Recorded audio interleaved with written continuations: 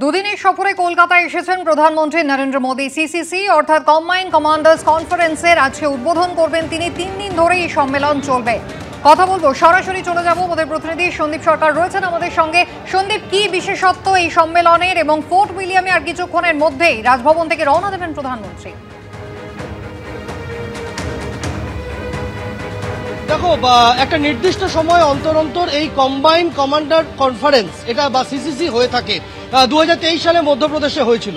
এবার ইস্টার্ন কমান্ডের সদর দপ্তর ফোর্ট উইলিয়ামে এই কনফারেন্স হবে এবং মূল যে প্রতিপাদ্য বিষয় এবারের কনফারেন্সে তা হলো ভারতীয় প্রতিরক্ষা বাহিনীর সংস্কার আরও কিভাবে ঢেলে সাজানো যায়, আরও কিভাবে আধুনিকীকরণ আনা যায় ভারতীয় প্রতিরক্ষা বিভাগের মধ্যে এবং কোন কোন দিকে এই আধুনিকীকরণ করা যায়, মূলত এই বিষয়টাই দেখা হবে। আমি যেখানে দাঁড়িয়ে রয়েছি তুমি দেখতে পাবে যে এটা রেড রোডে একেবারে সোজাসুজি ভারত, এখানে রাজভবন আমরা দেখতে পাচ্ছি, যে রাজভবনে রাত্রিবাস করেছেন প্রধানমন্ত্রী এবং এই রাজভবন থেকেই একদম রেড রোড বরাবর ফোর্ট উইলিয়ামে পৌঁছাবেন তিনি। 9:25 সকাল 9:25 এখান থেকে প্রধানমন্ত্রী রওনা হওয়ার কথা রয়েছে। রাজভবন থেকে বেরোবেন তিনি এবং 9:30 সময় অনুষ্ঠান শুরু হবে। এবং শুধুমাত্র প্রধানমন্ত্রী নয়, আজকের এই কমান্ডার কনফারেন্সে সেখানে দেশের প্রতিরক্ষা মন্ত্রী রাজনাথ সিং তিনি থাকছেন, প্রতিরক্ষা রাষ্ট্রমন্ত্রী থাকার কথা রয়েছে, থাকবে নিরাপত্তা উপদেষ্টা, জাতীয় নিরাপত্তা উপদেষ্টা অজিত দোভাল এবং 3 বাহিনী, নৌবাহিনী, ভারতীয় বায়ুসেনা এবং ভারতীয় সেনাবাহিনীর শীর্ষ আধিকারিকরা সেখানে থাকবেন। অত্যন্ত গুরুত্বপূর্ণ এই বৈঠক। 3 দিন ধরে এই কনফারেন্স চলবে, মত বিনিময় হবে, সব বিভাগের সব দপ্তরের মধ্যে মত বিনিময় হবে। তবে প্রধানমন্ত্রী আজকে এই অনুষ্ঠানের সূচনা করে আজই তিনি ফিরে যাবেন। ঘণ্টা 3 তার ফোর্ট উইলিয়ামে থাকার কথা রয়েছে। ইতিমধ্যেই রেড রোড জুড়ে যান নিয়ন্ত্রণ করা হয়েছে। তুমি দেখতে পাবে যে রেড রোডে যান চলাচল এই মুহূর্তে কিন্তু বন্ধ রাখা হয়েছে। রেড রোডে দুতরফেই 2টি লেনেই যান চলাচল কিন্তু সম্পূর্ণ বন্ধ, আপ এবং ডাউন। এবং প্রধানমন্ত্রী বেরিয়ে যাওয়ার পর, প্রধানমন্ত্রী ফোর্ট উইলিয়ামে পৌঁছানোর পর আবার যান নিয়ন্ত্রণ শিথিল করা হবে। এখনো পর্যন্ত সেরকমটাই আমরা জানতে পারছি। আজকে এই কমান্ডার কনফারেন্সের যে সূচনা তা আজকে হলো। আগামী কাল এবং আগামী পরশু 2 দিন ধরে চলবে এই কনফারেন্স, যেখানে সেনাবাহিনীর এবং নৌসেনা বায়ুসেনার শীর্ষ আধিকারিকরা তারা যে সমস্ত বিষয় এই মুহূর্তে গুরুত্বপূর্ণ, ভূ কৌশলগত দিক থেকে জরুরি এবং তার জন্য কি কি করা উচিত, ভারতের 3 বাহিনীকে কিভাবে আরো ঢেলে সাজানো যেতে পারে, তার জন্য কি কি করতে হবে, এই সবটাই এই বৈঠকে, 3 দিনের এই বৈঠকে কনফারেন্সে উঠে আসতে চলেছে তা বলে রাখা যায়। ধন্যবাদ।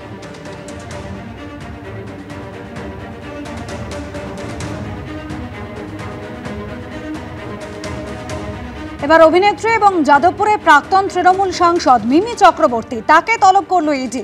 আজই মিমি চক্রবর্তীকে জিজ্ঞাসাবাদের জন্য তলব করেছে ইডি। বেটিং অ্যাপ মামলায় জিজ্ঞাসাবাদের জন্য সমন পাঠিয়েছে ইডি। আগামীকাল অভিনেত্রী উর্বশী রওতালাকেও জিজ্ঞাসাবাদের জন্য তলব করা হয়েছে।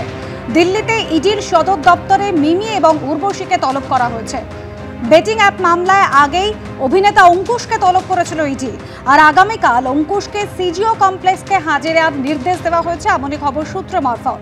বেআইনি বেটিং অ্যাপের প্রচার সংক্রান্ত মামলাতেই সমন পাঠানো হচ্ছে তাদের।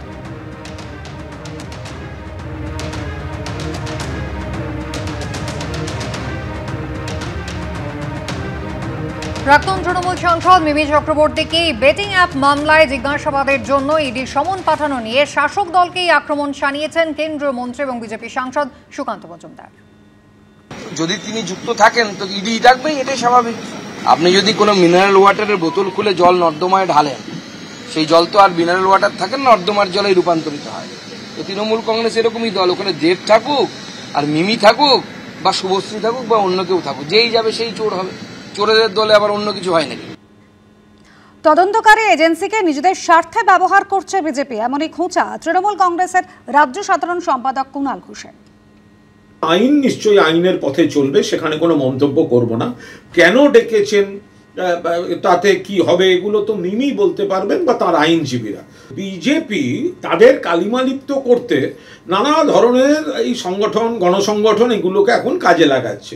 তো এইটুকু বলতে পারি যে এই রক্তবীজ 2 তার মুক্তি পাওয়ার মুখে মিমিকে একটা ভালো পাবলিসিটির ব্যবস্থা করে দিয়েছে ইডি। দুদিন বাদে দেখা যাবে মিমি নির্দোষ। ই তো রক্তবীজ ট্যুর প্রমোশন, ইডি তো হেল্প করে দিল। আগে অঙ্কুশ হাজরা আর এবার বিতর্কিত বেটিং অ্যাপের মামলার তদন্তে জিজ্ঞাসাবাদের জন্য সমন পেলেন প্রাক্তন তৃণমূল সাংসদ অভিনেত্রী মিমি চক্রবর্তী। আজ দিল্লিতে ইডির সদর দপ্তরে ডেকে পাঠানো হয়েছে অভিনেত্রী মিমি চক্রবর্তীকে। এর পাশাপাশি এই মামলায় নোটিশ পেয়েছেন অভিনেত্রী উর্বশী রাউতেলাও। গোটা ঘটনায় সুর চড়িয়েছে গেরুয়া শিবির, পাল্টা জবাব দিয়েছে তৃণমূল কংগ্রেসও। জোর কদমে চলছে বিতর্কিত বেটিং অ্যাপের মামলার তদন্ত। সমন পাচ্ছেন খেলোয়াড় থেকে অভিনেতা অভিনেত্রীরা। আর এবার এই মামলাতেই অভিনেতা অঙ্কুশ হাজরার পর ইডির স্ক্যানারে প্রাক্তন তৃণমূল সাংসদ ও অভিনেত্রী মিমি চক্রবর্তী।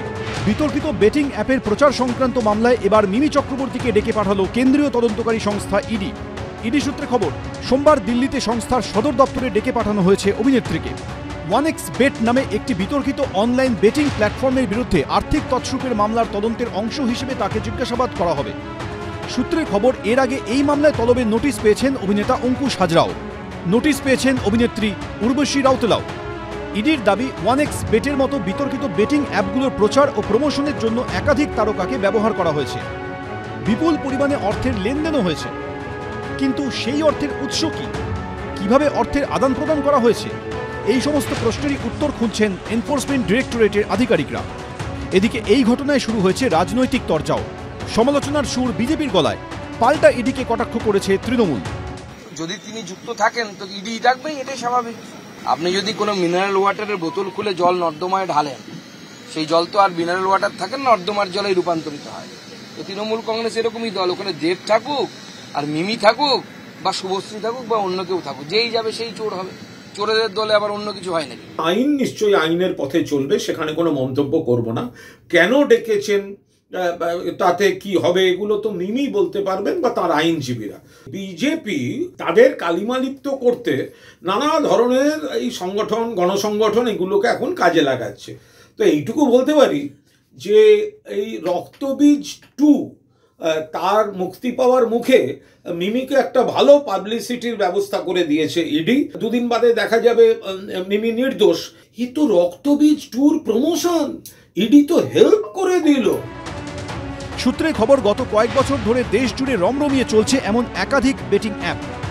এই সংক্রান্ত একটি মামলায় কিছুদিন আগে নোটিশ পেয়েছেন প্রাক্তন ক্রিকেটার শিখর ধাওয়ান ও সুরেশ রায়না। ইডির দিল্লির দপ্তরে দীর্ঘক্ষণ জিজ্ঞাসাবাদ করা হয় তাদেরকে। এবার সেই সংক্রান্ত মামলায় নোটিশ পেলেন অভিনেত্রী মিমি চক্রবর্তী। সব মিলিয়ে নতুন করে চাপানুতোর শুরু হলো রাজ্যে। বিজেন্দ্র সিংহ, কৃষ্ণেন্দু অধিকারী, অরিত্রিক ভট্টাচার্য, এবিপি আনন্দ।